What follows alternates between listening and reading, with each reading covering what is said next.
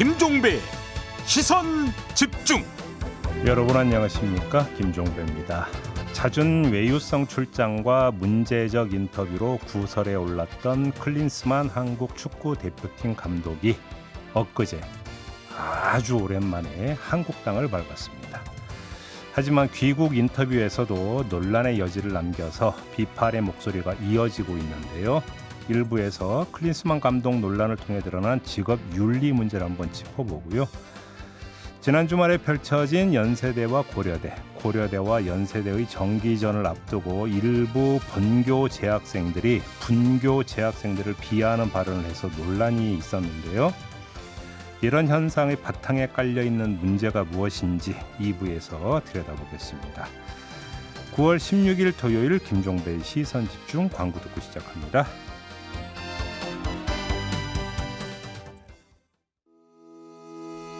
시선집중은 촌철님들의 다양한 목소리를 기다립니다. 짧은 건 50원, 긴 건 100원인 문자메시지 샵 8001번, 스마트 라디오 미니와 유튜브 라이브로도 시선집중과 함께하실 수 있습니다. 믿고 듣는 진품시사 김종배의 시선집중. 아침을 깨우는 이슈들 같이 들으실래요? 사람 냄새나는 우리들의 이야기 도닥토담. 네, 토닥토담 세 분과 함께합니다. 문화심리학자 한민 작가 모셨고요. 어서 오세요. 네, 안녕하십니까. 장윤미 변호사 모셨습니다. 어서 오세요. 네, 안녕하세요. 그리고 MC 장원 모셨습니다. 어서 오세요. 네, 안녕하세요. 네, 오늘도 주제와 관련된 오디오 듣고 이야기 시작하겠습니다. 국내에 머물지 않고 미국과 유럽을 오가는 이른바 원격지휘 논란을 불러왔던 클린스만 감독은 사우디아라비아와의 평가전에서 부임 후 6경기 만에 첫 승리를 거둔 바 있습니다. 졸전에 가까웠던 웨일스전 무승부.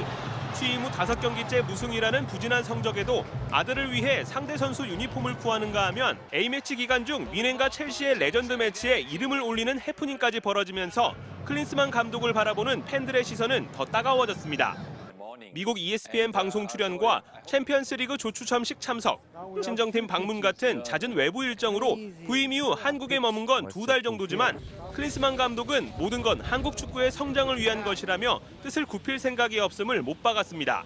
이렇게 하는 게 대표팀을 성장시킬 수 있는 유일한 방법입니다. 그게 마음에 들지 않는다면 다른 사람을 찾으면 됩니다. 오, 뭐 다른 사람을 찾으면 된다고 세게 말씀하셨어요. 자, 아무튼 클린스만 논란이 요 며칠 아주 뜨거웠었는데 우리 세 분은 그냥 축구 좋아하십니까? 근데 저는 축알못입니다. 잘 모릅니다. 그럼 클린스만 감독이 누군지는 아십니까? 엄청 유명한 선수였다라고 남편이 얘기를 하더라고요. 아, 남편이. 네. 94년 그 미국 월드컵에서 우리나라를 3대2로 무찌르는데 큰 그렇죠. 공을 세운 네. 그렇죠. 선수죠. 네. 그땐 정말 미웠는데 네. 그때보다 지금이 더 밉습니다. 그러네요. 원래 세계적인 스타 플레이어. 정말 세계적인 그런 선수였는데 감독이 돼서는 오늘 이제 이 이야기를 좀 해야 될 것 같은데 간략하게 추려드리면 2월에 대표팀 감독으로 부임한 후에 7개월 동안 국내에 머문 기간은 딱 2개월. 그리고 미국에 머물면서 ESPN 방송 패널로 메시 등 다른 선수들 평론. 웨일스 경기 직후 미넨 대 첼시 레전드 매치 참가 명단에 이름 올려서 구설. 웨일스 경기 직후 상대팀 선수에게 유니폼 요청하면서 아들이 문자로 부탁했다고 말해서 논란 등등.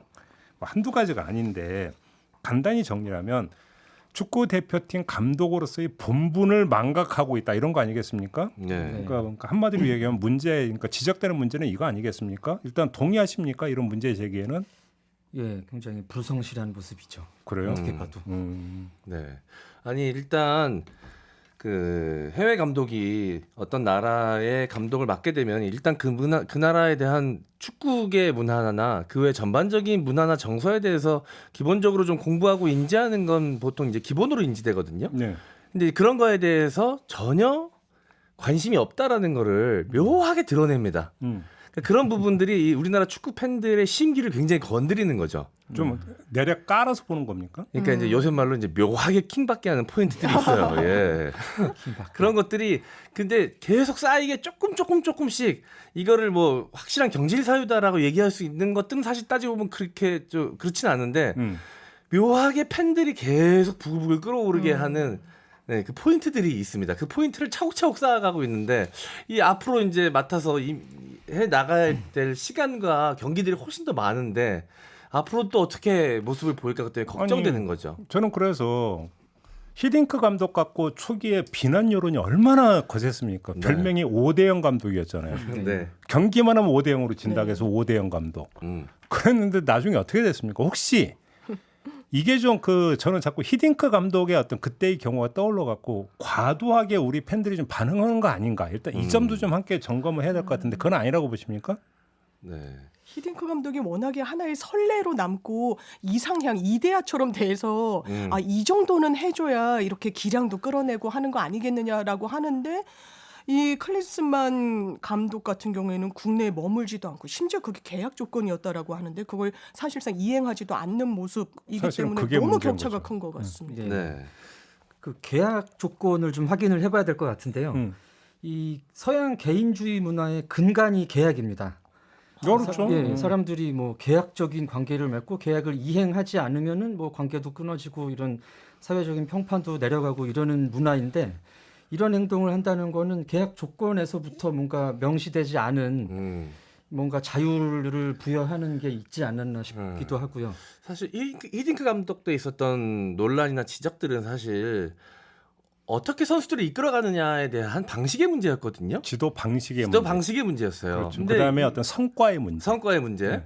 언제쯤 성적이 나올 것이냐. 근데 히딩크 감독은 내 방식을 좀 믿어달라라는 쪽이었고, 근데 이거는 그것까지 가기도 전에 그 전에 이미 태도 논란부터 바로 그거죠. 예, 논란의 축이 다른 거죠. 다릅니다. 태도. 예. 이 방식의 문제라면 좀 기다려줄 수 있는데 이 태도의 문제고 이게 사실 우리나라 감독으로 부임되기 이전부터 이 클린스만 감독의 태도 문제가 다른 클럽 팀이나 심지어 본인 나라의 대표팀 감독을 맡았을 때도 있었던 문제였거든요. 그러니까 이 부임하기 전부터 그런 문제가 있을 수 있다라는 걸 걱정했었는데 저도 그때 기억나요. 네. 독일 대표팀 감독으로 있을 때 본인 나라의 대표팀 감독으로 있으면서도 굉장히 명예로운 자리잖아요. 그리고 모든 국민들이 자기를 지켜보고 있어서 긴장되고 더 열심히 오히려 하는 척 해도 모자랄 판에 그때도 미국에 머무르고 있었거든요. 네, 그래서 그때도 미국 언론도 그렇고 독일 언론도 그렇고 참 특이한 감독이다라고 이제 보도를 많이 해서 우리나라 축구 대표 이 축구협회도 인지를 하고 있었고 팬들도 인지를 하고 있었어요. 그래서 그런 문제가 있을 수 있다라는 걸 했는데 축구협회에서 잘 관리하겠다라고 얘기하고 데려왔는데 아니나 다를까 이런 문제가 터지니까 팬들은 거 봐라. 이럴 줄 알았다. 이럴 줄 알았다. 그러니까 이제 국내에 머물러야 되는데 이런 게 계약 조건에 명시되어 있는지 안 되는지 지금 확인이 안 되고 있는 거죠 아직. 그렇다고 합니다. 근데 보통 이제 국내 거주를 기본으로 하죠. 그렇죠. 다른 감독들은 다 네. 국내에서 계시고 아니 활동을 저는 하셨는데. 제일 이해가 안 되는 게 클린스만의 어록 가운데 하나가 모든 K리그를 챙기는 건 내 일이 아니다. 저는 제일 이해가 안 되는 게 이건 게 아니 K리그를 챙겨야 그러니까 선수를 발굴할 수 있는 거잖아요. 아니 근데 어떻게 이런 얘기를 할 수가 있어요? 저는 제일 이해 안 되는 게 사실 이거거든요. 네. 정말 본업에 충실하지 않은 것 같아요. 예전에 다른 클럽팀 감독으로 있을 때 이 얼굴만 보면 감독인 줄 알지만 그래도 이제 절차라는 게 있기 때문에 들어가야 되는 자격 이 카드 같은 게 있을 거 아니에요. 그걸 안 챙겨와가지고 경기장에 못 들어간 적도 있습니다. 그리고 본인의 은퇴 선언을 SNS 라이브로 한 적도 그랬더라고요. 있고요. 기행을 멈추지 않는 감독이에요, 사실. 개인에게도 문제가 좀 있긴 있는 것 같네요. 그러니까 네. 평생을 슈퍼스타로만 살았습니다. 네, 그래서 아니 내가 감독이야. 그냥 내가 그런 것까지 일일이 챙겨봐야 돼? 내가 그냥 할 수 있어. 약간 이런 근자감, 특권을 근거는 있죠 사실. 최고의 슈퍼스타였으니까. 그러니까 이 한국 축구 문화에 대한 이해도도 전혀 없고 이해하려고 하지도 않고 그거에 대해서 지적질을 기자들이나 팬들이 하면 그래? 그렇게 생각해? 난 아닌데? 되게 차분하게 얘기해요. 그러니까 그게 또 묘하게 킴박는 거야. 뭐야 지금까지 나만 열받았던 거야? 뭐야 지금 나만 화내는 거야? 내가 이상한 거야? 내가 이상한 거야? 이거 연인끼리도 이거 되게 기분 나쁘잖아요. 제일 열받는 게 막 열내서 막 하는데 말씀하세요. 네. 한 귀로 듣고 한 귀로 흘리는 거. 이번에 들어오면서도 뭐 이렇게 많이 왔어요? 기자단이? 외국에서는 이거 작은 경기하고 이렇게 기자단들 안 오는데 이것도 묘하게 먹이는 거거든요. 좀 안 오려고 그랬는데 오라 그래서 왔어요. 이게 되게 야구를 이렇게 말을 해요. 너무 미치겠어요, 진짜. 아니 근데 우리가 하나 점검해야 될 게 내게 한국에 머물러야 한다고 말을 하는 사람이 아무도 없었다라고 지금 클린스만이 얘기했어요. 네. 그러면 예를 들어서 그러니까 계약 조건 중에 뭐 네. 한국에 머물러야 된다. 이게 지금 안 들어갔을 가능성도 배제할 수 없는 거잖아요. 이 말에 미뤄 보면. 팬들 사이에서의 여론은 이제 축구협회가 일을 제대로 못 하고 있다. 클린스만이 워낙 또 기행을 일삼고 자기가 하기 싫으면 때려치는 그런 사람이다 보니까 논란이 있는데도 불구하고 축구협회에서 데려왔는데 이 혹시라도 심기를 건드려서 그만둔다 그러면 더 큰 여론의 문매를 맞지 않겠습니까?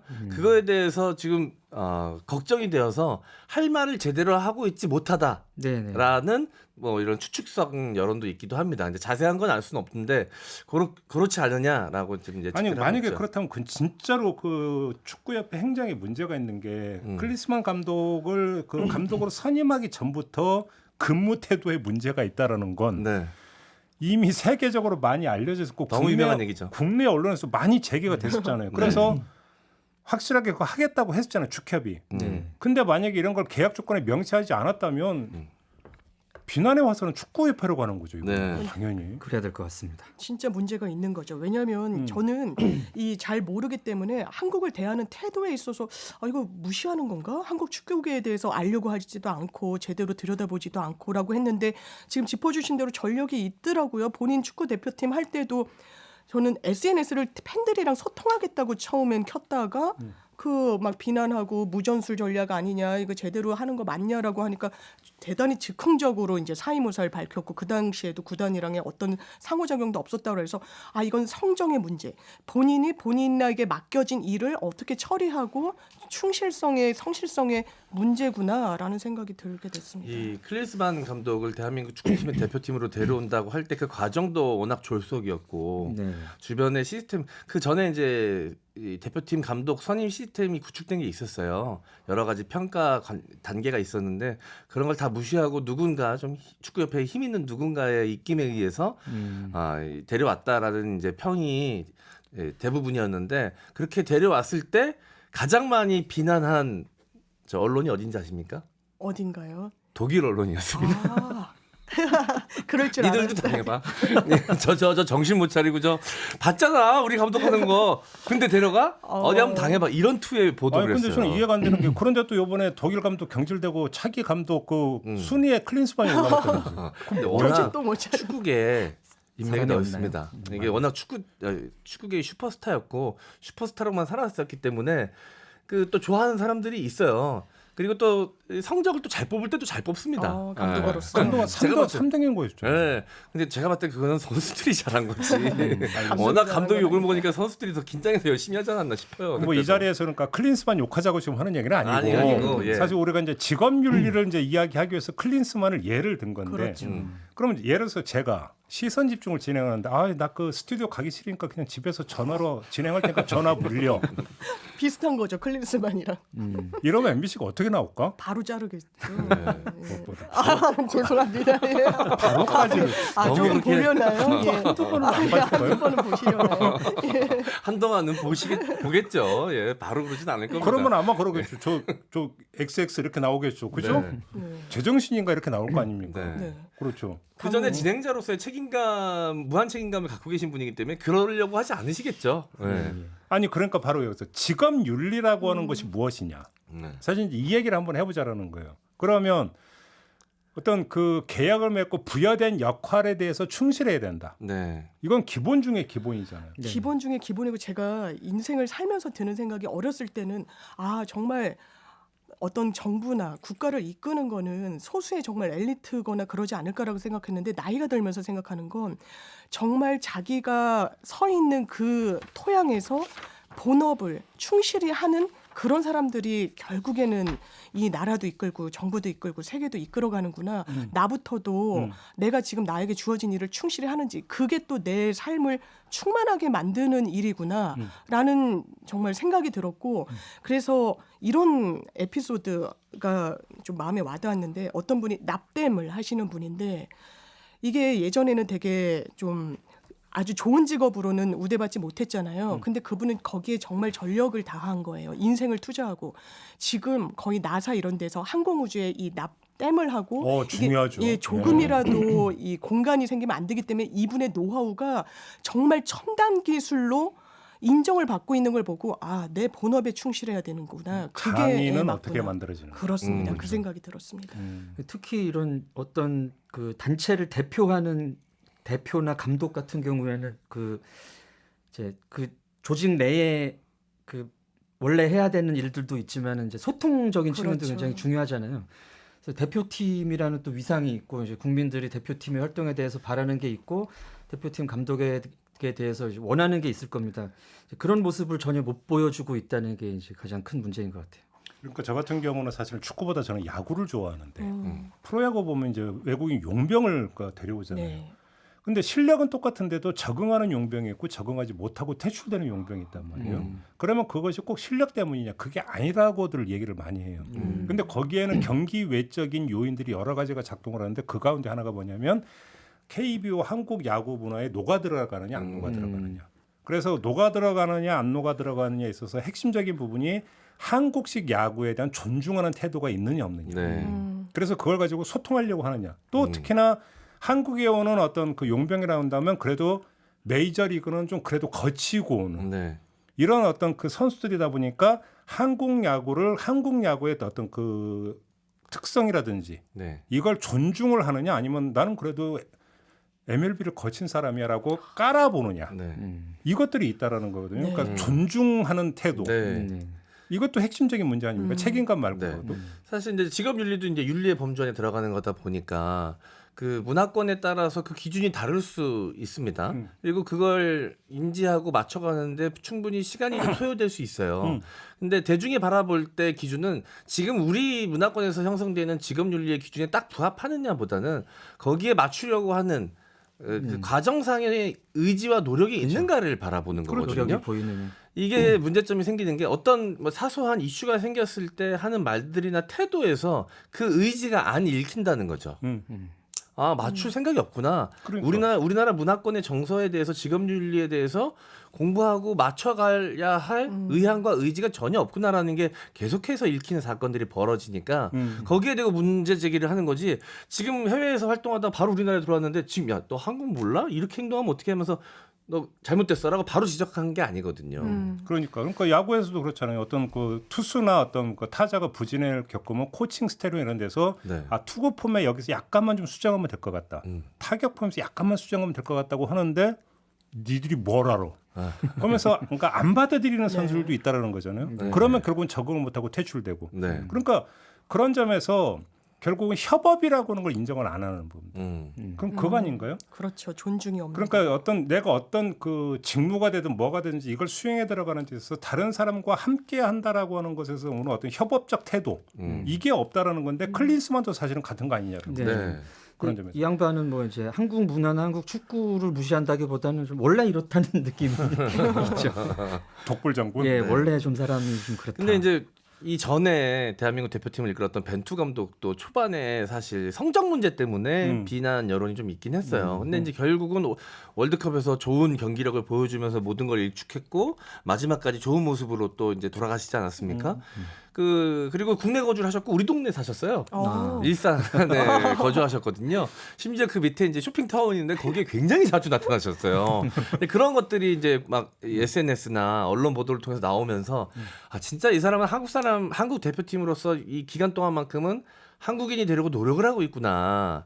이런 것들 때문에 굉장히 여론이 우호적으로 돌아서는데 큰 역할을 했거든요. 그렇죠. 또 한국인들이 그런 걸 되게 높이 평가하죠. 그러니까 창작 그 아픔의 뒤안길에서 홀로 창작하는 사람이 아니라면 어떤 그 직업 윤리라고 하는 것들은 결국 협동 윤리일 수밖에 없거든요. 네. 네. 그렇잖아요. 그렇습니다. 근데 이것을 무시해 버리면 답이 안 나오는 거죠. 그건 본업 수행 자체가 되지 않는 거고 상대방과 같이 발을 맞춰가는 거고 또 기본적으로 투여해야 되는 시간이 있는 것이고 근데 클린스만 감독 같은 경우에는 아예 그냥 해외 미국에 거주하고 있고 한국 자체에 있질 않았고 그렇다면 우리가 본업을 수행하는 데 있어서 얼마나 성실하게 하고 있는지를 보는 여러 잣대 중에 하나는 정말 시간 투여도와도 무관하지 않아서 더 좀 날카롭게 대한민국 팬들이 반응하는 이유도 전 있는 것 같아요.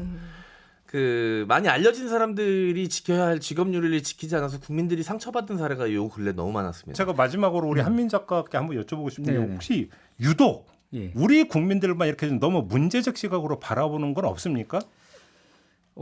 한국 국민들이 그런 기준이 좀 높으신 거는 사실인 것 같아요. 그래요? 예, 여러 가지로 이제 이상적인 기준이 있고 그 기준에 도달하지 못하는 부분에 대한 이제 비판 같은 것도 좀 활발히 나오는 것 같긴 합니다. 근데 오히려 미국이나 이런 데면 조금만 못하면 너 해고야. 그냥 네. 바로 내보내죠. 예, 오히려 예. 우리나라는 그래도 많이 봐주는 거 그렇죠. 아닌가요? 근데 그런 높은 기준과 비판과 함께 정의적 태도가 함께합니다. 정의적 그래서 정의. 이제, 그래서 봐주는 건 또 봐줘야 되고 이게 마음으로 또 이해하는 건 이해하는 건데 이 경우에는 이제 그 클린스만이나 뭐 대통령 말씀이 나와서 말인데 이제 그 개인 내 문제도 있지만 그런 행동들을 통제하지 못하는 이제 축협이라든가 뭐 네. 네네. 정부 행정부라든지 이런 국가 네. 시스템 문제도 좀 생각을 해봐야 될 것 같습니다. 그러니까 이게 하나로 터진 게 아니라 쌓인 거기 때문에 예. 축구협회에 대한 불만이 이 안에 대다수 포함되어 예. 있거든요. 이게 결코 정상적인 운영이라고 볼 수가 없거든요. 이게 전문 용어로 호구 잡혔다고 할 수 있는 건데 완전 이 사람한테 휘둘리는 거 아니에요 지금? 그래요?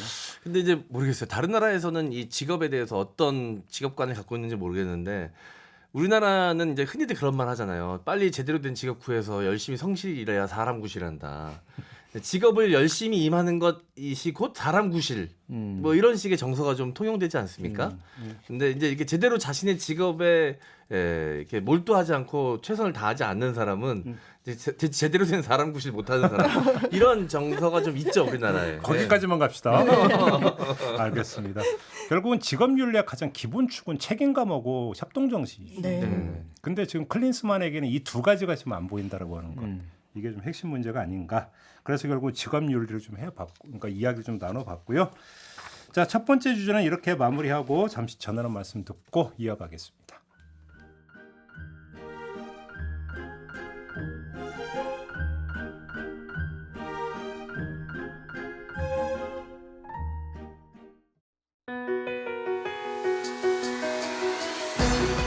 함께 가야 할 길을 묻습니다. 김종배의 시선 집중. 네, 김종배의 시선 집중 토요일 코너 토닥토담 세 분과 함께하고 있습니다. MC 장원, 장유미 변호사, 한민 문화심리학자 세 분과 함께하고 있는데요. 자, 두 번째 주제도 오디오 듣고 이야기 시작하겠습니다. 우리는 입장객입니까? 지난 4일 고려대학교 세종 캠퍼스 총학생회가 게시한 입장문입니다. 서울 캠퍼스 총학 측이 축제 준비 기여도를 근거로 축제 좌석 배정의 우선순위를 정하자고 했고 총학생회장은 세종 캠퍼스 학생들을 입장객이라고 표현했다. 이런 주장이 담겼는데요. 이후 고려대와 연세대 온라인 커뮤니티에서는 아직도 누가 갑이고 누가 을인지 모른다. 서울 캠퍼스가 세종 캠퍼스 자리를 따로 챙겨주는 걸 감사하게 생각하진 못할 망정 뭐 하는 거냐. 지방 캠퍼스는 서울 캠퍼스의 짝퉁일 뿐이라는 내용이 담겼습니다. 저희도 이제 서울 캠퍼스 분들이 조금 더 이제 고등학교 때 노력을 하시고 이런 것들 다 인정은 하고 있어요. 서울 캠퍼스 총학생회 측에서도 고려대학교 구성원이 다 같이 즐기는 축제다라고 하신 것과 다르게 뭔가 공식적인 회의 자리에서조차 이렇게 좀 차별하는 게 잘못됐다라는 거에 조금 더 저희는 초점을 맞춰서 이야기를 하고 싶었거든요. 네, 이 이야기를 좀 한번 해봅시다. 연고전이라고 불러야 됩니까? 고연전이라고 불러야 됩니까? 연고전이라고 하십시오. 연대 나오셨습니까? 저는 K대를 나오긴 했는데 네. 그래요? 이런 이름에 연연하는 것 자체가 이제 꿀리고 들어간다고 저는 생각합니다. 오히려. 어떤 이름으로 불러도 저는 상관이 없습니다. 그래요? 그러면 K대 나오신 입장에서 조금 전에 이제 그 오디오를 예, 통해서 예. 들으셨는데 일단 소감부터 한 말씀 해주신다면. 이렇게까지 문제가 두드러지는 거는 좀 굉장히 미성숙한 태도인 것 같습니다. 지금 우리 학생들이. 작가님이 학교 다닐 때도 그랬습니까 혹시? 저희는 이런 차별이 드러나진 않았었거든요. 그래요? 그러니까 뭐 분교에 대한 어떤 약간 비하적인 생각을 하는 친구들이 없는 건 아니었습니다. 일단 이제 입학 성적 자체가 다르고 하기 때문에. 네. 근데 뭐 이렇게 축제에서 차별을 한다든지 이런 거는 저희가 상상을 할 수 있는 영역이 아니었거든요. 그래요? 이게 이렇게 뭐 문제시 될 정도로 총학에서 세종 캠퍼스 총학에서 이렇게 문제 제기를 할 정도로 이거는 좀 충격입니다. 그래요? 저는 좀 슬펐어요. 저희 때 정말 학벌주의, 학력주의에서 단 한 발자국도 못 나간 한 단면을 보여주는구나. 왜냐하면 이 대학생들이 저도 그 나이대를 지나와 보면 그 시절에 가장 진보적이고 가장 어떻게 보면 좀 급진적이고 건강한 의미에서 그런 여러 사고를 할 때인데 이 친구들이 올린 글을 보면 이렇습니다. 나는 서울 캠퍼스를 다니는데 연고전에 지방 캠 아이들이 왔다. 너네 여기서 사진 찍고 그 인스타에 올리고 하면 정품되는 것 같지? 라고 사실상 조롱합니다. 왜 멸시 받으면서 꾸역꾸역 기차, 버스 타고 고연전에 참석하는 거야? 라고 이야기합니다. 전 그 근저에는 나는 정말 피땀 흘려서 노력해서 어떤 인류대 입성에 성공했는데 너희는 이름만 같지만 사실 그렇지 않았잖아. 그런데 왜 내가 온전히 누려야 되는 걸 와서 가져가느냐. 저는 그 생각이 온당하다고 생각하지 않는데 이른바 MZ세대 젊은 남성분이 그 이 건에 대해서 그렇게 얘기하더라고요. 이해가 된다라는 거예요. 왜냐하면 노력한 부분에 대해서 가져가려고 한다라고 충분히 생각할 수 있다라는 거예요. 그렇다면 그 근저에 뭐가 깔려 있느냐. 심지어 고려대 같은 경우에는 총학생회의 한 임원직을 지방 캠퍼스 학생에게 배분하려고 했다가 굉장한 저항에 직면했다라고 합니다. 아예 협업 같이도 할 수 없는 존재라는 거예요. 같이 섞일 수조차 없다라는 거예요. 왜? 내가 이룬 성취가 너무 중요하기 때문에. 저는 정말 우리나라 교육제도가 그러면 이게 개인의 문제인가, 개인의 도덕성의 문제인가? 그렇진 않습니다. 저는 이 입시제도 등등의 어떤 구조적인 문제에서 기인하는 비애라고 생각합니다. 저는 이제 제가 다니던 학교는 따로 지방 캠퍼스가 없어서 이런 경험을 해본 적이 없는데 제가 학교 다닐 때만 해도 대학교 내에 야간 대학이 있었습니다. 있었죠, 있었죠. 그래서 영문과가 있고 영문과 야간이 있고, 뭐 동문과가 있으면 동문과 야간, 일문과 야간이 있어가지고 이제 처음에 한 학기 정도는 아마 계속해서 야간으로 그 수업을 받으셨던 걸로 기억나고 한 학기가 지나고 나면 이제 주간 수업도 받을 수 있게 풀리는 걸로 저는 기억이 나는데 그래서 섞여서 수업을 많이 받았어요. 근데 그때 같은 영문과 아니고 야간이야, 뭐 이런 취급이나 대우를 했거나 받았던 기억은 전혀 안 나거든요. 근데 이제 요즘 이런 이야기가 있다고 하니까 전 너무 깜짝 놀랐는데 그래서 원인을 좀 생각해 보니까 요즘은 계급화가 당연히 굉장히 첨예하게 되어 있고 갈수록 시간이 갈수록 더 세분화됩니다. 그리고 자기가 그 계급도에서 어느 정도 위치에 취하는지에 대해서 자기 스스로 체크를 해요. 그리고 그게 다 드러납니다. 그게 올라갈수록 자기 노력의 성취라고 생각을 하고 자신이 계급이 낮은 거에 대해서 부끄러워하기도 하고 누구보다 높은 거에 대해서 굉장히 우월하게 생각하기도 하고 이걸 SNS나 그 외에 여러 가지 공개적인 장소에서 드러내는 거에 대해서 어떤 도덕적 뭐 어떤 잘못했다라는 생각 같은 것들을 좀 더 상대적으로 예전보다 좀 덜하는 것 같아요. 그러니까 이게 이제 일종의 본교와 분교의 어떤 그 차별 이런 거잖아요. 그리고 이제 거기에는 본교의 커트라인과 분교의 커트라인이 엄연히 다른데 어떻게 같이 맞먹으려고 하냐. 내가 노력해서 얻은 이 성취는 훨씬 더 높은 것인데 나보다 낮은 저들과 왜 동급으로 내가 대우를 받아야 하지? 근데 여기서 그 나왔던 게 몇 년 전에 이게 엄청나게 이제 그 논란이 됐던 게 뭐냐면 모 대학에서 정시로 들어왔느냐, 수시로 들어왔느냐, 논술로 들어왔느냐 이래 가지고 신라 시대에 뭐 성골, 진골, 육두품으로 나눠 가지고 비유했던 거 기억나십니까? 사실 똑같은 배경에서 나온 다른 현상이잖아요. 근데 중요한 것은 요즘 젊은 어떤 그 청년 세대에서 저는 일반화하고 싶은 생각은 없지만 이걸 너무나 자연스럽고 당연하게 생각하는 경향이 있다라는 게 지금 문제의 핵심인 거잖아요. 그리고 그게 문제의식을 못 느끼는 게 내가 노력해서 이룬 성취인데 그래서 그거에 입각해서 이런데 그게 뭐가 문제냐 이런 시각. 그러니까 오히려 그게 공정 아니냐 지금 이렇게 보고 있는 거잖아요. 아마 많은 분들이 기억하실 텐데 지난 정권 문재인 정권에서 상대적으로 지지율이 높았음에도 불구하고 여러 가지 논란이 있었는데 그 시작점에 한 사건이 있었습니다. 그 인국공후 사태였었거든요. 근데 이제 비정규직 직원들을 이게 이 정규직으로 전환시키는 그 과정에서 원래 정규직으로 근무하던 사람들이 그럼 우린 뭐냐? 우리는 열심히 노력해가지고 시험 봐가지고 들어왔는데 그렇게 들어오지 않은 사람들하고 이제 똑같은 위치가 되는 거냐라면서 문제 제기를 했고 거기에 많은 청년 세대들이 좀 공감을 하면서 분노를 일으켰거든요. 그 비슷한 느낌이라고 좀 생각이 듭니다. 지금 이 청년 세대들이 가지고 있는 공정에 대한 생각이 이제 능력주의하고 연관이 돼 있는 것 같아요. 그래서 이제 내 능력으로 성취한 거는 다 내가 누릴 수 있어야 되고, 그리고 성취를 못한 사람들은 능력이 없는 거고, 그러니까 능력으로 내가 얻은 나의 이런 지위나 위계는 그게 공정이다. 네.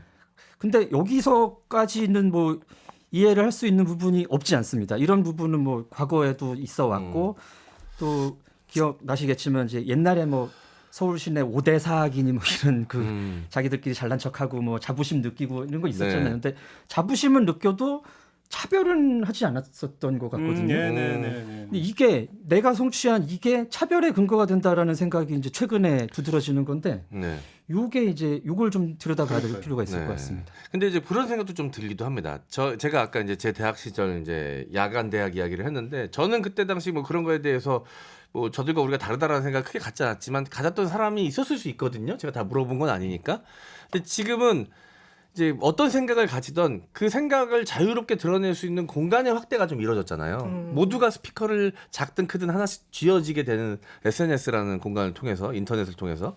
그래서 이제 작은 목소리 하나까지도 다 붉어져서 그 중에서 좀 자극적인 목소리가 나오면 너무 또 이렇게 확대 재생산되어져서 마치 그게 대중의 목소리인 것처럼 좀 포장되는 경향은 있는 건 아닐까? 이런 생각도 또 반대로 한번 해보려고 합니다. 여기서 두 가지로 봐야 되는데, 하나는 그러니까 되게 반칙에 민감해하고 되게 그 아까 이제 그 M장의 표현은 킹 받잖아요. 젊은 세대가. 네. 그러니까 제가 볼 땐 그게 일란성 쌍둥이라고 보는데, 결국은 과정에서 반칙은 절대 용납이 안 돼요. 왜냐하면 그건 공정한 결과를 만들어내지를 못하기 때문에.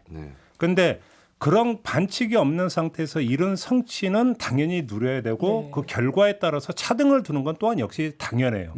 왜 그게 공정이라고 생각하는 거예요. 그러니까 정확히 어떤 사고의 틀이 이렇게 딱 정확히 맞춰져 있다라는 거죠. 그리고 여기서 나오는 게 뭐냐면, 그렇게 되면 어떤 사회적 계급 내지 계층이라는 것도 너무나 자연스러운 결과인 거예요. 이런 사고에서는. 그걸 보다 보니까 제가 떠오르는 게 한 10년 전 얘기니까, 제가 이제 그 한 10년 전에 이제 그 젊은 친구들, 그때 대학생들을 중심으로 글쓰기 강좌 이런 걸 꽤 오래 한 적이 있어요. 그래서 한 수백 명의 그때 대학생들을 만난 적이 있는데, 그게 이제 80년대생이죠. 근데 그때 제가 많이 들었던 게 뭐냐면, 제가 대학교 다닐 때는 그냥 대학 친구가 최고의 친구였어요. 동아리 친구든 과 친구든지 간에. 근데 그 80년대 그때 그 젊은 친구들하고 막 얘기를 하다 보니까 주로 누구하고 노냐 그러니까 고등학교 친구들하고 많이 논대요. 그래서 왜 그러냐 했더니 너무 다르대요. 같은 과고 이런 것도. 근데 이게 학부제가 시행이 되면서 나온 결과도 좀 약간 있는데, 뭐냐면 너무나 이게 그 출신 이런 것들이 달라가지고 안 통한다라는 거예요. 그래서 예를 들어서 강남에서 고등학교를 나온 친구들은 자기들끼리 어울리고, 그러니까 패션도 통하고 취향도 통하고 하는데, 그래서 강북이나 지방에서 그 출신하고는 잘 안 통한대요. 그런 얘기라도 이거 심각하구나, 제가 그런 걸 느낀 적이 있었거든요. 지금 말씀 들으니까 생각나는데, 저도 이제 학교 강의를 하다 보니까 이 과잠 있지 않습니까? 이제 대학생들은 이제 자기 과 이름 새겨진 잠바들을 막 입는데, 거기 이 팔목 있는 데다가 자기 나온 고등학교를 새기는 친구들이 있어요. 그러니까 워낙에 이제 그 고등학교에서 많이 오기도 했고, 그래서 근데 그 집단까지 이렇게 구분을 하더라고요. 지금 이 현상을 보니까, 그러니까 사회학자 부르디에의 문화자본이란 개념이 있는데, 일종의 구별짓기죠. 그리고 구별짓는 거죠. 왜냐하면 이 자본의 형성 과정은 모르겠어요. 누군 돈이 많고 돈이 적고 그것만으로 차별하고 싶지 않은 거예요. 나는 정말 고품격의 취향을 갖고 있고 저들과 다르고라고 해서 아주 세밀화해가지고 사람들을 구분짓고 본인들의 어떤 그걸 만드는 이런 맥락이 있다라는 생각이 들고, 저는 개인적으로 이게 진정한 공정이라는 생각하지 않습니다. 누구나 인간은 출발점이 달라요.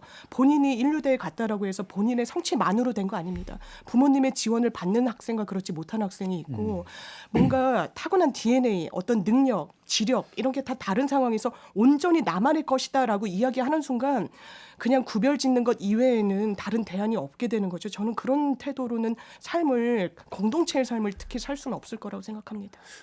이 사안에 좀 발끈해하는 학생들이 좀 있었다는 얘기를 듣고 생각을 해보니까, 그 자기가 어쩔 수 없이 바꿀 수 없는 불가항력의 부분들이 있는 거예요. 태어난 지역, 뭐 출신 집안 이런 것들은 자기 노력으로 바꿀 수 없지만 자기가 이 학교에 온 거는 그래도 자기 노력으로 한 거라고 생각이 들거든요.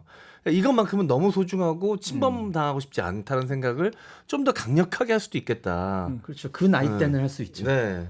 그러니까 어찌 보면 이제 스펙 쌓기를 열심히 하는 것의 결과는 내가 쌓은 스펙에 따라서 나는 엄청난 노력을 들이고 여기 왔는데 네. 다른 사람이 내가 들인 노력만큼도 하지를 않고 만약에 한다면 그거는 반칙이다. 네. 이렇게 가니까 분노로 가는 거고. 네. 근데 그 정반대에서 분노의 또 다른 일란성 쌍둥이가 차등이라는 거예요. 네. 저는 차등이라는 되게 순화된 표현을 썼는데 차별의식. 차별이죠. 그렇죠. 엄밀하게 얘기하면 차별이죠. 차별이죠. 저는 그런 점에서 이게 이제 그 일란성 쌍둥이라 이란성 쌍둥이라고 하는 거 저는 보고.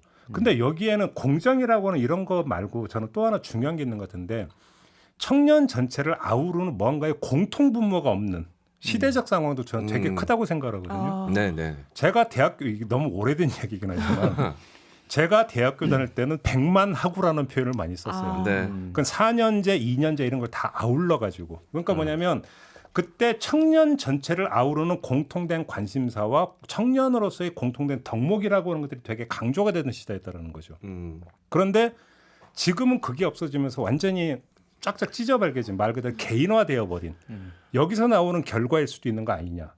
이 점도 좀 봐야 되는 거 아닌가 싶은 생각이 듭니다. 왜냐하면 공통분모가 없다 보니까 공통분모가 없으니까 구별짓기가 더 횡행하는 것이죠. 아, 그러네요. 왜냐하면 저 대학 다닐 때만 해도 그래도 공통으로 같이 공유하는 생각, 어떤 이념 같은 게 있었던 것 같아요. 그리고 앵커님 다니실 땐 더 그랬겠죠. 어떤 민주화 관련해 가지고 학생들이 공유하는 부분이 있었는데 저는 개인화, 파편화가 나쁘지는 않지만 아 그런 모습이 이런 단면으로 나올 수도 있겠다라는 생각에 고개가 정말 끄덕여집니다. 어렵게 뭐 거창하게 민주화 이런 거 하기 전에 등산 모임을 가거나 낚시 모임을 가요. 그러면 거기서 출신성부 따지냐라는 거예요, 제 얘기는. 그러니까 네가 어디 사냐, 직업이 뭐냐 이런 걸 따지냐라는 거예요. 어려운 얘기가 아닌 게 공통의 관심사와 공통의 지향이 있고 공통의 취향이 있다면 그 공통 분모 속에 머물면서 거기서 그러니까 소통하고 교류를 나누려고 한다라는 거예요. 그렇지 않습니까? 근데 이게 없어져 버린 상태에서는 어쩌면 다른 점을 먼저 찾게 된다는 거 아니냐는 거죠. 그렇죠. 또 이 청소년 시기가 이제 정체성 확립의 시기입니다. 그래서 이제 이해를 하는 관점에서 이 현상을 보면은 일단 이제 자기가 누군지 이제 그 개념을 잡아가야 되는 이제 대학생들, 청소년들 입장에서 일단 구별짓기로 자기를 이해할 수 있는 거죠. 그래서 그런 차원에서 이제 나를 내 정체성을 확립하는 방식으로 이 차별이라는 게 이제 나타날 수 있을 것 같고요. 근데 이제 이 연령대에는 이제 대입이라는 대학교 입학 성적이라는 게 이제 가장 중요한 자기들의 노력이고 자기들의 정체성이기 때문에 이런 식으로 이제 나오는 것 같은데 제가 어떤 분한테 들은 얘기인데 이런 얘기를 하시더라고요. 이제 대학생들은 앞으로 또 사회에 나가서 여러 가지 또 노력이나 뭐 능력이 더 필요한 일들을 많이 경험을 할 거 아니겠습니까? 근데 이 대학 입학하면서 얻은 성취를 계속 그걸 요구하려고 하는 거는 문제가 있다는 거죠. 그걸 가지고 다른 사람들을 구별짓고 차별하는 근거로 세워서는 안 된다는 게 옛날에 과거도 3번은 봤습니다. 속과 대가 보고 인권위 앞에서 그렇죠. 1차 시험만 통과한 사람이 뭐 진사 뭐 이런 거 생원. 생원. 그러니까 지금 현상으로 보면은 이 초시 합격한 생원들이 당상관 시켜달라. 비유가 딱 오래. 그렇지 않으면 이건 불공정이다 이렇게 얘기를 하는 건데 이건 문제가 있는 거죠. 그러니까 여기서 이제 그 이면이 지금 예를 들어서 이제 무차별 흉기난동이나 묻지마 폭행이나 이런 것들을 보면은 그걸 저지른 그 층을 보면 비교 상대적으로 좀 그 청년층이 많고. 그렇습니다. 그러면 그 다음에 또 그 그냥 나홀로 외톨이. 이런 경우가 많은데 이게 지금 우리가 지금 이야기하고 있는 그 세대 안에서 나타나는 어떤 뭐냐면 차별을 너무나 당연시하는 그리고 자연스러워하는 것의 어떤 결과물일 수도 있다라고 하는 게 대상으로 범행의 대상으로 삼고 있는 것은 자신보다 약한 사람 아니면 무작위 대조. 그렇죠. 그러면 거꾸로 해서 그러면 자기보다 어떤 뭐냐면 경쟁력이 더 있고 월등하다고 하는 사람을 상대로 하는 게 아니라는 거죠. 그것이. 그러니까 어찌 본다면 이렇게 나타나는 범행도 이 그 지금 나타나고 있는 세태가 어찌 보면 투영된 결과일 수도 있다라는 거죠. 저는 공감합니다. 왜냐하면 네네. 누군가는 끊임없이 구별짓고 차별화하면서 나의 상위 랭킹을 점하려고 하고 그걸 포기하지 않으려고 하면 누군가는 그 상황에서 도태되는 사람들이 있죠. 그러면서 계속 본인 내면으로 침잠하고 교류하지 않고 이러면서 이게 사회 문제가 되고 있고 비단 대한민국뿐만 아니라 일본에서 그랬고 미국에서 그랬다는 겁니다. 이른바 히키코모리 분석해가지고 같이 소통하게 하면서 범죄율도 낮추는 전략을 취하고 있다라는 건데 그렇다면 이게 사회적인 갈등이 그냥 갈등에서 수면 아래 잠재우고 있느냐 이게 범죄로 갈 수도 있고요. 여러 어떤 갈등 국면에서 사회적 비용을 초래할 수도 있다. 이런 면에서 좀 경계할 필요가 있다는 그러니까 생각이 이제 듭니다. 어떤 분이 분석한 걸 봤는데 어떤 내가 사회적으로 차별을 받고 있다고 그러니까 느낄 때 대처하는 방식이 양갈래로 나타나는 거잖아요. 그게 뭐냐면 나하고 비슷한 처지에 있는 사람들이 연대해서 차별을 어떤 그 지금 하고 있는 주체를 상대로 저항을 하거나 아니면 그거를 개인적으로 받아들이는 사람은 나보다 더 약한 사람을 찾아서 내가 차별받은 것을 그대로 되돌려주는 이런 어떤 양상이 나타나는 네. 둘 중에 하나라고 이제 보통 이야기를 하거든요. 네. 그러니까 결국 어떤 묻지마 어떤 뭐 범죄나 이런 것 같은 경우도 어찌 보면 후자에 속할 수 있는 거 아니냐. 그러니까 그것이 뭔가를 구별짓고 차별하는 어떤 이런 세태에서 나오는 하나의 어떤 뭐냐면 아주 어두운 귀결일 수도 있다. 이런 분석도 가능하지 않느냐라는 거죠. 그런 경쟁과 차별에서 도태된 사람들이 고립되고 고립된 사람들이 이제 이런 선택을 하죠. 그러니까요. 네. 저는 경쟁과 차별의 아주 공정한 잣대라고 이야기하는 게 이제 입시 제도잖아요. 계층을 좀 넘나들 수 있는 유일한 사실상 수단이고 그런데 저는 기본적으로 타인을 구별짓고 내가 다른 사람보다 더 잘났어. 이건 내가 이룬 성취야. 전 내면이 허약한 데서 기인한다고 봐요. 이제 아도르노라는 철학자가 있습니다. 이게 자아가 유약할 때 약한 자아가 민주주의의 최대 적이다 이런 이야기를 하는데 제가 드리고자 하는 말씀은 아도르노가 독일 체계에서 교육 제도에 굉장히 혁혁한 공을 세웠다라고 해요. 독일은 어떤 체계를 갖고 있느냐. 경쟁은 기본적으로 야만이라는 인식하에 구도를 가져갑니다. 그래서 사실상 절대평가 형식으로 이 허들만 넘으면 이 입시 고등학교 졸업 시험을 넘으면 어느 과든 갈 수 있게끔 입시 제도를 체계를 변경을 합니다. 그래서 내가 뭔가 이룬 성취도 중요하겠지만 경쟁 구도에서 학생들을 좀 자유롭게 하는 제가 최근에 인터뷰를 들었는데 공교육에 몸담았다가 사교육으로 가신 선생님이시더라고요. 본인은 상대평가에 굉장히 반대한다라고 합니다. 저도 제 학창 시절을 보면 정말 저랑 경쟁을 하는 시험 성적이 비슷한 학생을 미워하게 되더라고요. 이게 제 개인 성정도 있겠지만 구조의 문제가 그게 있다는 이제 생각이 들거든요. 너희 불행이 나의 행복이 되는 거죠. 그렇게 되는 구조에 아이들을 내몰아서는 안 되고 그 구조가 정당하다라고 인식시켜도 안 된다라는 생각이 듭니다. 축소판 사회라고 여겨지는 것 중에 하나가 이제 게임 사회거든요. 이 게임 속 사회가 그 현 사회를 그대로 이제 축소해놨다는 얘기를 많이 하는데 90년대 말이나 2000년대 초반에 이제 유행했던 게임들은 연락에 열심히 해가지고 잘하면 인정받는 게임들이 많았어요. 뭐 별크래프트나 그 외에 그때 당시에 유행했던 게임들을 보면 원조 게임이 시간을 투자해가지고 CD만 사면 시간을 투자해가지고 열심히 공부 열심히 하면 시간 투자하면 갤러그 얘기하는 줄 알았어요. 너무 전 옛날이고요. 보글보글 얘기를 그것도 하는데. 마찬가지입니다. 그것만 열심히 해서 자기가 실력을 쌓으면 이 사람 주변에서 오 인정해주고 막 이런 분위기였는데 지금 100만 점 나오면 오. 근데 그거는 뭐 내가 돈이 많고 적고랑은 상관없이 그냥 내가 얼마나 그 노력을 하고 열심히 즐겼느냐에 따라서 나뉠 수 있는 거였는데 지금 게임들은 그렇지 않거든요. 아니에요? 지금은 레벨이 높다 그러면 그 생각부터 합니다. 저 부자구나. 아이템. 지금은 모든 게임들 거의 대부분의 게임들이 다 과금이에요. 자신의 경제력이 그대로 게임으로 흡수가 됩니다. 비슷하네요. 네. 야, 진짜 축소판이네. 네.